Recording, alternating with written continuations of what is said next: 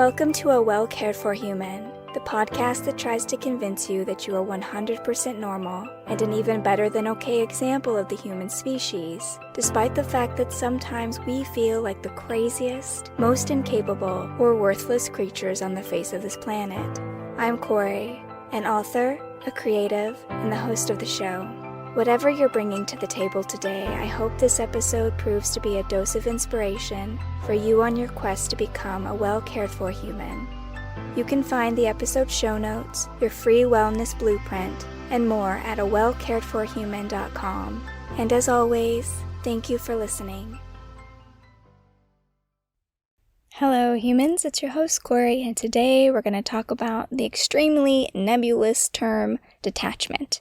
I'm also going to be trying not to bump the microphone with my burrito blanket. It's another super cold day here in Michigan. Last night we had an ice storm, and so everything is very beautiful, covered in like a sheen of ice, but also it's very chilly in my audio booth. So I will be as still as possible talking to you from inside my burrito. But if I bump the mic today, you're just going to have to forgive me because it is very hard not to move when there's like a centimeter between the puffy blanket and the microphone. So here we go. Detachment. What do I even mean by detachment? There is the Buddhist idea, which I struggled with for a long time. In fact, I would say up until this week, actually.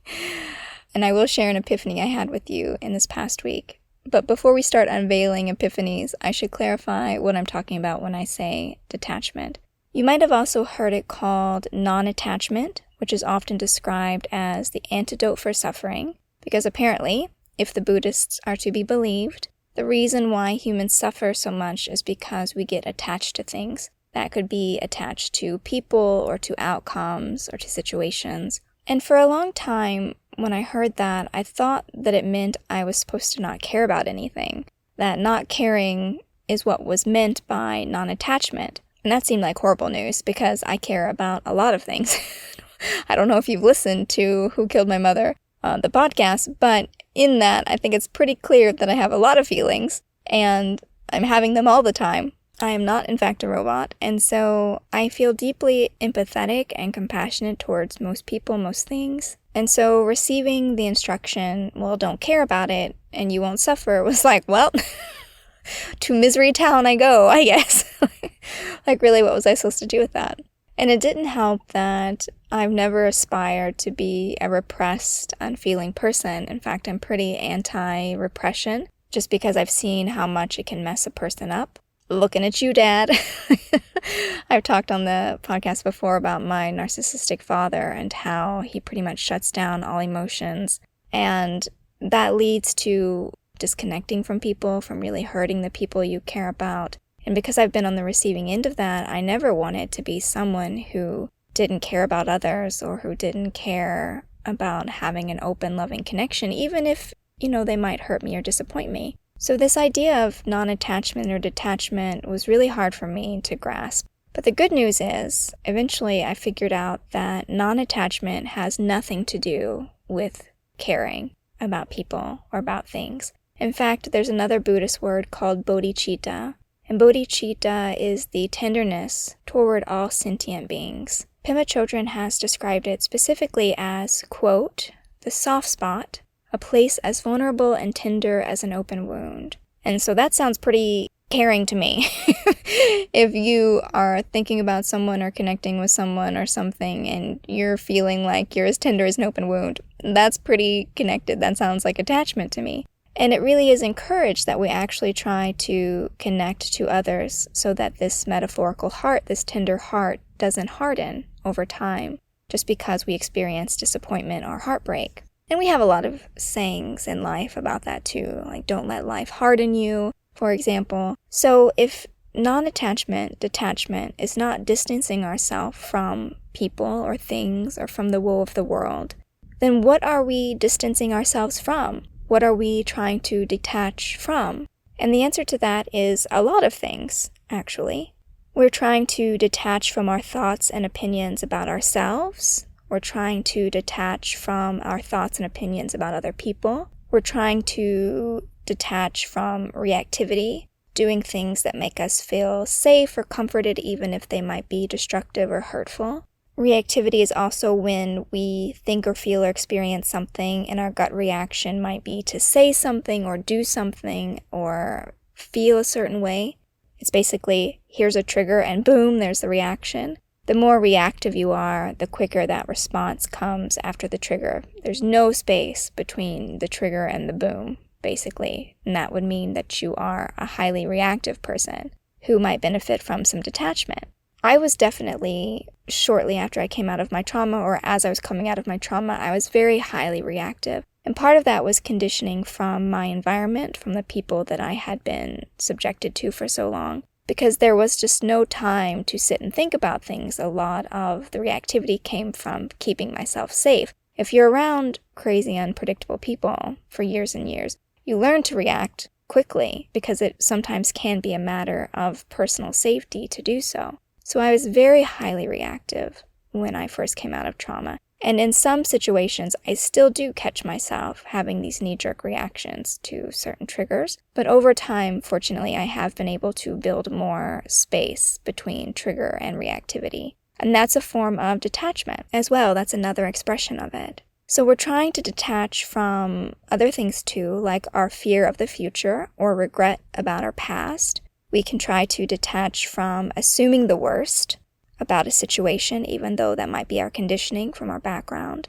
We can detach from the habits that are destructive to our well-being, like blaming or complaining, negativity that keeps us in these spirals or in these habitual patterns. And all of these are really just a few of the 2 million bajillion ways in which we try to escape the discomfort of living in the present moment anyway. So we try to detach from expectations and rather just let things be whatever they are naturally, whether or not we're happy with where they might be at that moment. So all non-attachment is having this buffer, this space between you and your reactivity or you and a strong emotion. That's it. It will never be that you don't care. Care about things. Caring is really important. We need people to care on this planet. We just don't want, whenever we can help ourselves, to let our emotions control our thoughts or control our actions. We don't need to be so obsessed with how something is going to turn out that we leave no space for spontaneity or magic in our lives. If we're really attached to outcomes or our thoughts and opinions about ourselves, when something happens, we usually form an immediate opinion about what we think is going to happen next. Take the example of a month where I don't make good book sales, for example. So I see the sales declining and my brain goes, oh my gosh, that's it. That's the end of your writing career. We are now heading straight to the toilet and everything's going to end right now. And it triggers this emotional avalanche in my mind because I think I know what's going to happen, because I'm attached to my opinion of a situation, because I'm expecting a certain outcome. And because of that, because I'm reactive to that situation, I'm now thinking or acting or believing or doing things from that place, even though that wasn't the case at all. I've had plenty of months where book sales were down, and then the next month I did really well, and it was as if there was no setback at all. It's just a natural fluctuation, and that's as true in book sales as in life. The circumstances and situations of our lives are always fluctuating. They're always in flux. And so you can't white-knuckle your way through it longing for or afraid of certain outcomes, because that's the attachment that will get you all caught up in the thoughts and the feelings and emotions, and that's what will make you suffer, as opposed to having a step back, a bit of separation where you can just sort of watch everything unfold and maintain your position of power while you do it. It's not like I stopped caring about writing or my writing business just because I had, a bad month of book sales, but I also don't have to have a whole emotional spiral if that's how things go. I can just observe it and think about in a non-reactive way. Say, okay, well, this may mean what I think it means, or it might not mean what I think it means, and what will my course of action be in either case, and just sort of a calm assessment and planning without letting myself be carried away or swept up in it. And that's kind of like the core aspect of non-attachment, is this refraining from getting swept away. It's being so intensely attached to those aspects that these minor fluctuations will be enough to knock you off of balance.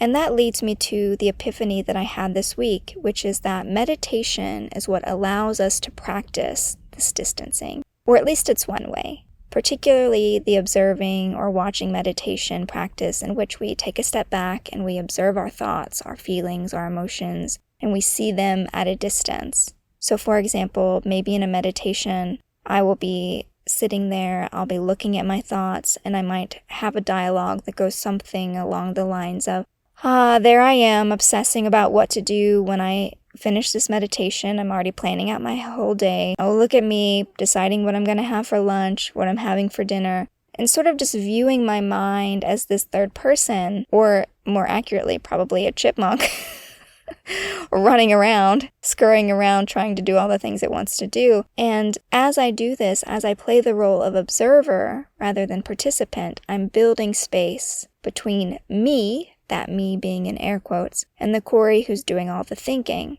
That's detachment. That's me practicing detachment, because I'm able to see my thoughts and my feelings instead of getting swept up in them, instead of being a participant, instead of reacting. I can just see them for what they are. I don't have to feed them or get lost in them, and I also don't have to repress them. And I don't have to say that my thoughts are bad or to criticize myself. How dare you get bored while you're meditating?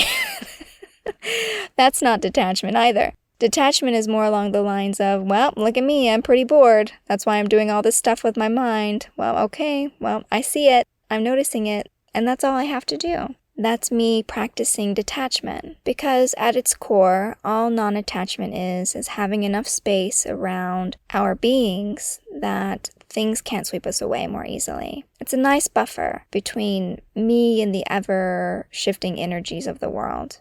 I can stand there looking nice and steady in the eye of the hurricane, so to speak, if you prefer that metaphor, as opposed to being swept up in the swirly wind part with the cows and the smashed up houses, and I don't know what's all in this hurricane, I don't want to get carried away.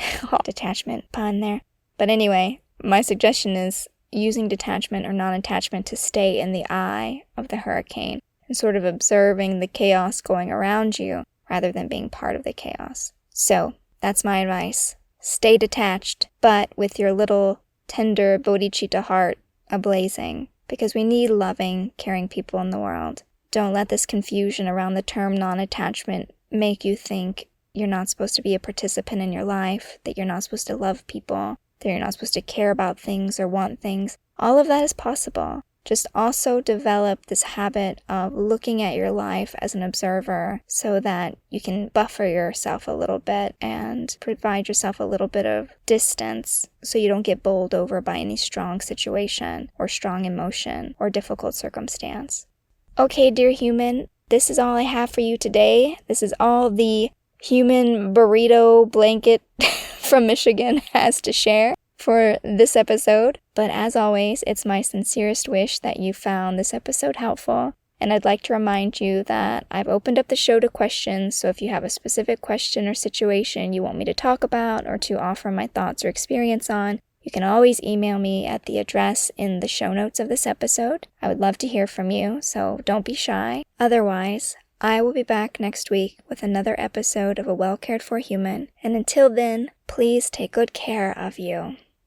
This episode of A Well Cared For Human was written and produced by me, Kory Marie. The music was by Late Night Feeler and Esther Abrami. If you like what I'm doing here, please consider visiting my Patreon. For as little as $1 a month, you get early ad-free access to the episodes, as well as a monthly patrons-only Q&A, bonus videos, and more. Not to mention that your Patreon support lets me know that you find value in the show and want it to continue. You can find me on Patreon by visiting www.patreon.com/Kory Marie. If you can't support the show financially, that is okay. You can still subscribe to the show, leave a review of the show, and recommend the show to your friends, not just the neurotic ones. All of this helps so much. And as always, thank you for listening.